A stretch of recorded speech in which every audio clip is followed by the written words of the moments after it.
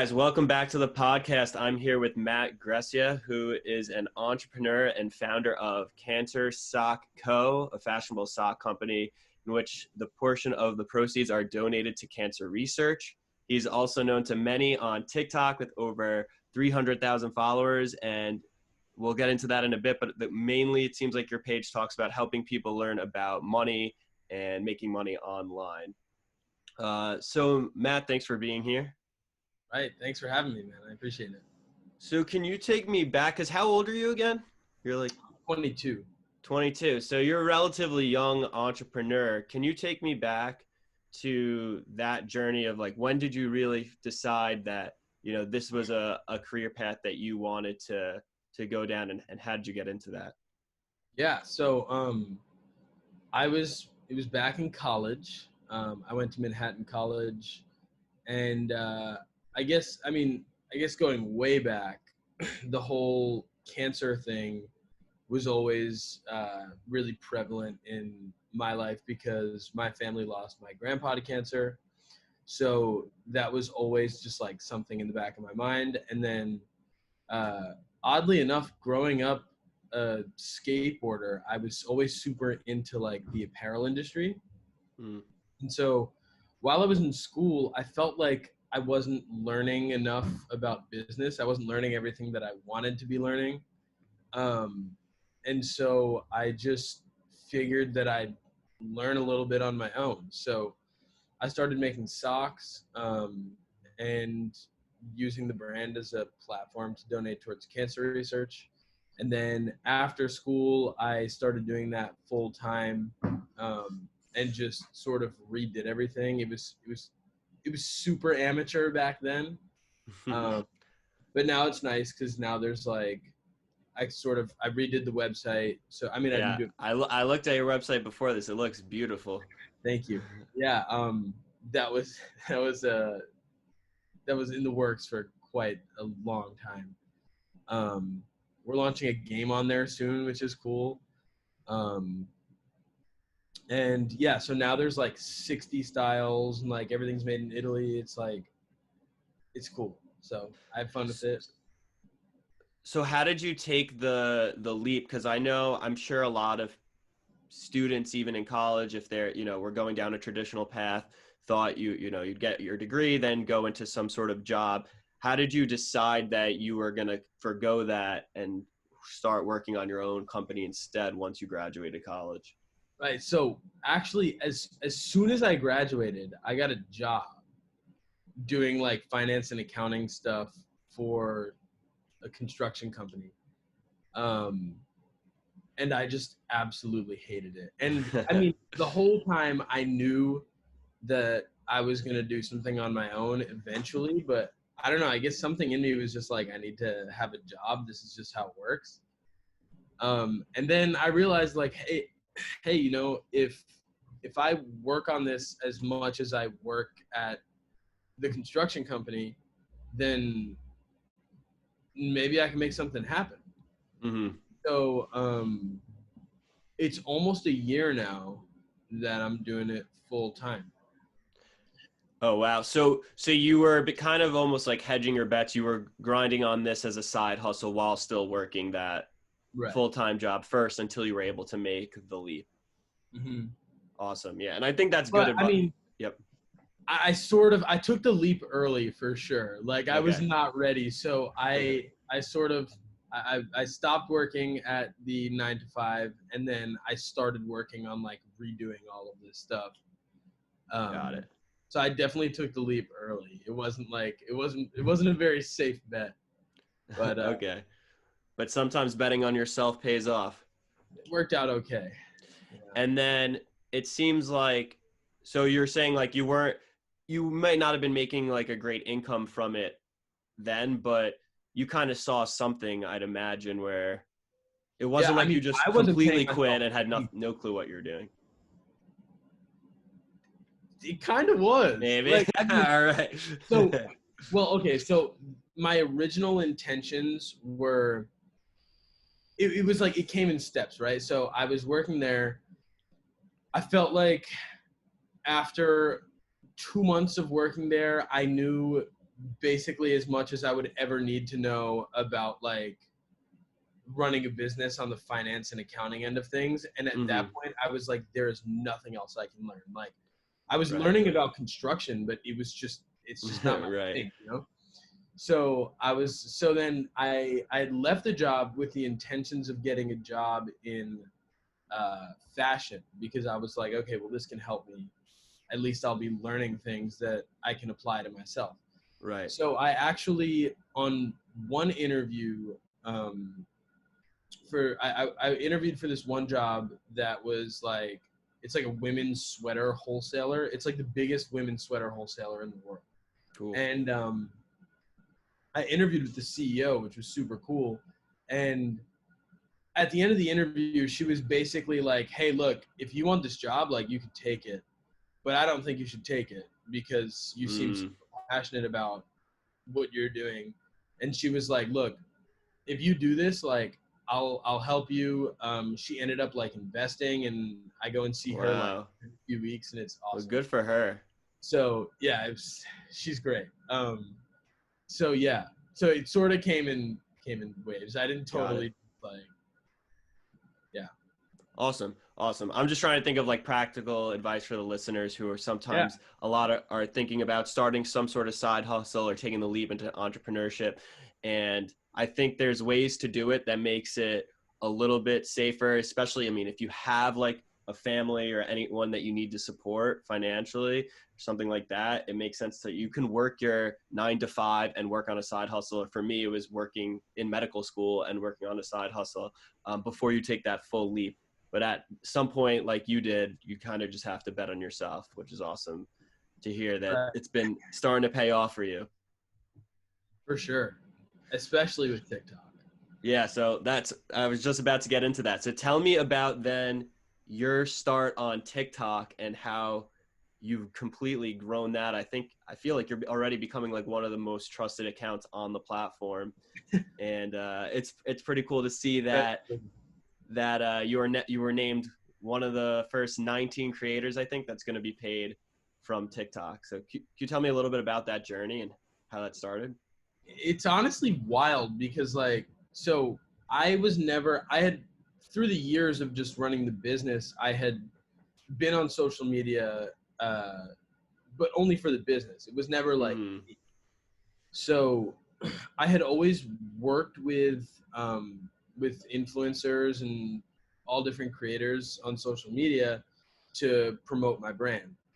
So after we did all of this like rebranding with the company, we were talking about like influencers that we would get on board to support it and whatnot. And so my mentor was like, why don't you just become an influencer? And I'm like, it's not that easy. Like, it's not like just, you know what? Yeah, I'm just going to do this. Right. So that was sort of in the back of my mind. And then some of my friends, like over the years, just working with people for the sock company, now I have like a bunch of friends who do YouTube and stuff full time. So I got lunch with a couple of them one day, and they were like, this is probably back in January. And they're like, this TikTok stuff is crazy. Like, they were like, you know, I have no followers on there. I didn't plug it on any of my other like social media. And this video got 10,000 views. Like, that's crazy. And so so then I download TikTok, and I'm just like checking out videos and stuff and just trying to like understand it. And I'm like, you know what? I was never able to fully commit to doing a YouTube channel. It's just because it's a lot of work, which it's a ton. When you're really in TikTok, that's a lot of work too, but like YouTube is a whole nother ball game, especially getting started. Yeah. I mean, TikTok, like, especially now that it's working well, I'm putting a lot more effort into it. So it definitely takes up more time than it did. But even still, like, I think TikTok is more about playing your cards right than like a huge time commitment. So I was like, you know what, maybe I can like commit to just doing these short form videos. And so I literally just picked something that I was interested in, like how people make money on the internet. And I was like, I can just make videos about this. So I started to, and of course in the beginning it didn't do very well. My first few videos got like a few hundred views, like maybe 1,000 at best. And then this one video, it was me talking about how much money Addison Rae makes. And it's so funny. Like if you go back, you can see the progression of like me being uncomfortable with talking on camera. Right. Like, I mean, even now I'm no like, It, it's still like pressure, you know, like it's still not like totally natural. yeah, but it takes practice. It's not something that 100%. Yeah. Like, I don't think, which is like the beautiful thing about being able to create on the internet, right? Like, I don't think I would ever be able to be like a TV host or like a radio host. Like, I'm not like radiating energy. Right.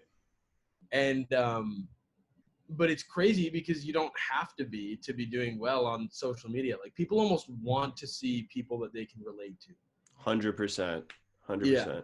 And so this one video, which is like way more awkward than my videos now, got 4.5 million views. And it was literally the biggest video I posted until last week. Oh, wow. How many followers did you get? Like, where were you at when you posted that video? And then how many followers did you gain after posting it? Do you remember? I had posted like a bunch of videos before then that didn't do too well, like I said. And it probably got me to around like 2,000 followers. Okay.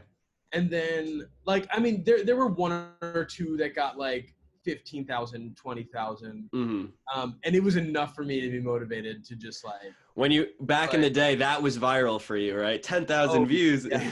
Oh my God. Yeah. And so then that video, it like the first day it got like 2.5 million views. And I got up to probably like 25,000 followers. Wow. And I'm like, geez, this might be something doable. And so, so then from that day on, I felt like I had found a formula that worked, you know, like it was like a video that was, I structured like a little bit different than my previous videos. And I was like, this works. 100%. I was going to say, I noticed with your content, you have it's very clear. Like, I know when it's going to be a video from you that pops up on my For You page, because I see whoever it is, like whatever background you're using, your face with the little microphone. And then I know I'm going to get some sort of quick fact about money. And I think that's the type of stuff that once you find that formula, now like it seems like all your videos at this point do fairly well. Right. I mean, you know, it's like, I would love to just sit and like teach about it, but it's like the balance between like viral content and also like being able to take something from it. You know, like there are people that I know who make videos that are like far more informational than mine. These people are far more credible than I am, but their videos don't really get too many views. Yeah. And it's like, there has to be that balance between like when you start off a video with like, here's how much money Charli D'Amelio makes, right? You know, yeah, like, but that's a great hook. And then like you give them what they want, but somewhere in the middle, you teach them, even if it's like a little something about like, well, here's why she makes money, you know, like right. Here's the point. Yeah, no, I completely agree with that. And I don't think there's any shame in capturing someone's attention using something like that, especially if you're going to be educating on something that's important for people to know about, which is exactly what you're doing. I kind of relate that to like, I do a lot of content on teaching students how to study well, and helping them, like whether they're trying to go to certain grad schools, whether it's medical school, dental school, etc. And like, I've been made fun of for having like cringy dances on TikTok, which I usually stay away from at this point. But some of those dance videos where I will incorporate like via text different like tips that people should be doing that are getting 300,000 views. Like, I'm okay with that, knowing that I'm able to, in that 15-second video, give value to someone that could use that to better themselves. And I think you kind of do that in a different way, in a much less cringy way. just you have that hook in the beginning, like you mentioned? Yeah, I mean, to be honest, as long as it works, it works. Like if the dancing videos work for you, do them. You know, like to me, people are more inclined to leave comments when they dislike something. Oh, that's for sure. So like, here's the thing, right? Is like the TikTok algorithm works so that like if people are watching through the video, then it pushes your video, at least to my knowledge.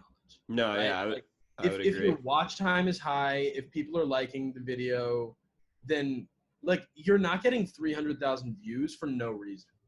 So Hmm. like if 10 people comment like, "Oh man, you suck at dancing. This is cringy, blah blah blah." Like whatever. Oh yeah, it's Like, I the second I was on TikTok or social media in general, and similar to you, like I did it for my business originally. I was never trying to be like a quote unquote influencer.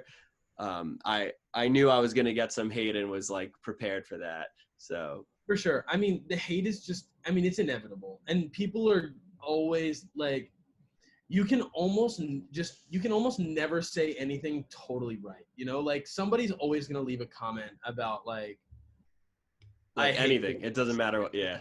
Right. Like yesterday I posted a video about have you seen I mean it's like super viral so you've probably seen it. About Cardi B and Yeah, this I was looking at some of your content right before this too. I had to then go watch the music video just because I hadn't seen it yet. so like I made a comment that I didn't really think into before making the video. Was And it that it was like extremely the inappropriateness? I said it was Yeah. extremely inappropriate. And like I don't think I said it in like a negative way. I don't think that's controversial, but when you said that, I knew that someone might take that as controversial. Right. Yeah. And I was like, I mean, I'm not even hating on it. Like I didn't even say like, man, this is inappropriate. They shouldn't have done this. Like, and I don't even think that. Like they can do whatever they want, you know? But like people were like, "Oh my god, like you're a misogynist." Like if a guy did this, we'd be fine with it. And I'm like, "Whoa!" Like Yeah. they just said some crazy stuff in the song, so like I Yeah, no, you know, like ironically you say that. So I do office hours with students and I play music and I would just have the Spotify top hits on and that song came up, which I had not heard yet. And I was like, whoa, I don't know that. I had to immediately like switch it off because like, right. Like I mean, if it were two dudes that made that song, I'd say the same thing. Like they just said like crazy stuff in there, you know? Like, I all don't know. right. So anyway, so tell me, so now you're blowing up on TikTok. I don't see it stopping at this point. How have you seen that impact your sock company? And then also, what plans do you have? Do you have any like further plans with what you're going to do with that? Yeah. So it's made a solid impact, which is great. People are buying the stuff now because of me. I think maybe putting a face to a brand is super 100%. important. Um, but also just I guess sorry if, I mean I don't think this is like off topic, but like kind of off topic. But like just with TikTok, aside from the socks, like being able to make money from like ads or I guess now from TikTok is huge. And it's like a world that I'm totally new to. And so I'm like obsessed with it because I come from the business of like you buy things Right. at wholesale price and you sell them for more expensive, make a But profit. the margins are different and it's like very like that was the only Right. source of income at the time Like, probably. yeah. And so it's like this is like pulling money out of thin air almost, you know? And it's like I get it because like I'm giving brands exposure, which is cool. I guess it's just cool to have that power, but at the same time to me it hasn't fully registered that like a company hits me up and they're like, "Hey, we'll pay you $1,000 for a video," you know? It's like Yeah. You could probably even be charging oh. more. Right, But and it's like I could make that video in 20 minutes. yeah, it's Like wild. But the way the way companies see it, like I mean, you've done videos on this for the top influencers that probably make these videos in 15 to 20 seconds, but like the exposure that company gets is also worth the value regardless of how fast that video is. Yeah, 100%. I mean, I think companies are a lot of companies have already, but I think they're going to continue to shift from like traditional marketing with like billboards and like TV and stuff like that to like, I mean, if you think about it, right on the West Side Highway, those billboards there on average are like $40,000 a week, right? That's insane. Insane. Instead of spending that money, which like, by the way, those companies aren't seeing a return on that. Like, yeah, that they have very little ROI statistics on that. It's purely just like brand recognition. Like maybe you look up at the billboard once and then you see the brand somewhere, which like for some huge companies, it's worth it for them where like they have like really serious marketing. But like for a lot of companies, you can just give Charli D'Amelio $40,000. She'll make a video about you and you might make $100,000. Oh, you would do way better, way better. Right. So it's like, it makes sense that companies are making that shift. Yeah, definitely exciting for you. I'd say similar situation. I started getting on Instagram, TikTok with the goal of just driving like traffic to my business and building the brand there. And then it turns out the amount of opportunities that present itself when you have a personal brand go way beyond just like it's good for your business, which it is. But then there's like the personal, like you can do brand deals, you can like start other things and you already know that you have an audience there. So it's just like endless amounts of opportunity. So I'm excited to see where that takes you. Do you have any specific plans like moving forward that you're working on right now that you can share? Yeah, it's crazy to be like starting. Cause I mean, this all happened so fast, right? Like, I mean, I think I literally I made a couple videos in January and then in February around is like when I started to like really do this. Wow, yeah. So that really is fast. Couple of months. Like, it's fast. So it's like, it's weird to have things get so serious so fast. But yeah, so I am starting a YouTube channel. Nice. So I'm curious to see how that goes. Which is basically just going to be like, it'll be like similar to my videos on TikTok, but obviously like a little bit longer, but still not too long. Like I think I'm going to plan to have them be like 3 to 5 minutes. Like I think that's a sweet spot. Like I've tried doing some really long like content talking to the camera. It's just like you lose it. It's very hard to keep attention for that long. Well, I mein, that's just an important thing on TikTok that I've learned already. So like, might as well just carry it over to YouTube, you know? Like I always try, like with my videos on TikTok, I always try and like I write everything out and like I don't read off the script while I'm filming it, but like I'll write everything out and just see like I'll think like, okay, well, what's the point that I'm trying to get across in this video? And like I'll write it out and then cut it down to like as short as I can. Right. So I might as well do that with YouTube too. Yeah. And I mean, I think doing stuff like that, it means it's no accident that your videos are blowing up. Like it's very intentional with what you're doing and making them go viral. Yeah. Yeah. I mean, I would honestly suggest that to anyone making content. It's like, try different things until something works. Mm-hmm. And like, this might sound boring, but like, just copy it over and over again. And it doesn't have to be boring. Like I personally don't think my videos are like super repetitive, but they just follow the same. Yeah, like, it's the formula, but yeah, right. But not like the content itself doesn't have to be the same. Yeah. Other than that, I guess on TikTok, I just want to grow as much as possible. I set a goal for myself to try and hit 1 million followers by the end of the year. I think you can do it. You got a couple of months at this rate. I was just thinking how like I want 1 million followers, right? Like that's the first like big milestone. Like 1 million's a lot for me. I mean, that's a And lot for anyone. yeah. And so I was like, you know what? I'm gonna have 1 million followers by the end of this year. And then I calculated it, and it's like 5,000 followers a day. Yeah, that I'm like, it's. ooh, that's rough. But like, you know that there could be that 1 or 2 videos where you're getting, like, I did a video yesterday. I think I had a call or a couple days ago, a call to action at the end. It only got 500,000 views, but it converted like 8 to 10K followers over the day.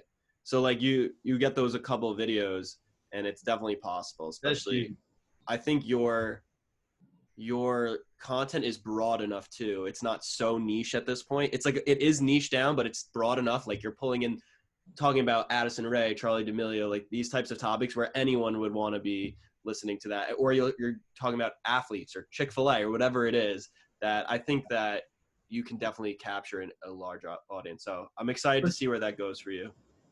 Same, man. Awesome. So yeah. No, sorry, go ahead. No. I was gonna say, because you reminded me of the Chick-fil-A thing. So that video, that's my biggest video, which was. Oh, really? I didn't even see how many views it had, but how many did that get? Well, I did 2, or no, I did 3 actually, because I did another one yesterday. But the second one, which I posted, I think last week, has like 5.6 or 5.7 million views. Which honestly, like, I feel like for somebody with 300,000 followers is not that crazy. Like, it's not crazy. Yeah. Yeah. Like, I feel like I've gained my following, like, I don't want to say slowly, but like over all of my videos, it's like, right. Okay, I picked up 2,000 here, 5,000 here, like makes sense. a few thousand from all these different places. And so that's something that I'm experimenting with too now, is like the dialogue type of videos. Mm-hmm. And so I was thinking yesterday, since that video did really well, I was like, what if I just reach out to people who are like professionals in, like, I guess, their respective fields. Like, for example, I'm trying to work on a video with, do you know who Lee is? The guy Not from sure. on what is it called? I think there was a TV show with like the the pawn shop. Sorry, I yeah. can't. Okay, yeah. So I'm trying to get him on a video that's like, instead of me talking to myself, it's like, hey, Lee, like, you're yeah, and to get them, yeah, I've seen some of those types of like collaborations. That'd be cool. So that's what I'm trying to do too. Awesome. All right, well, I look forward to seeing that content. Thanks so much for chatting with me. I think this was really helpful for anyone either thinking about starting a business or looking to get on social media. Definitely some actionable tips on how to structure your TikTok content, or any content in general, with, putting out a hook, making it very intentional, and trying to keep the user's attention, make it fun, but also throw some education in there as well. Yes. Thanks, Matt. I appreciate it. And where can all the listeners find you? At Matt Garcia, MattGresia on TikTok, and Real Matt Garcia on Instagram. Got it. And then soon on YouTube. Soon on YouTube. Yes. All right. Sounds good. I'll stay tuned for that. Thank you.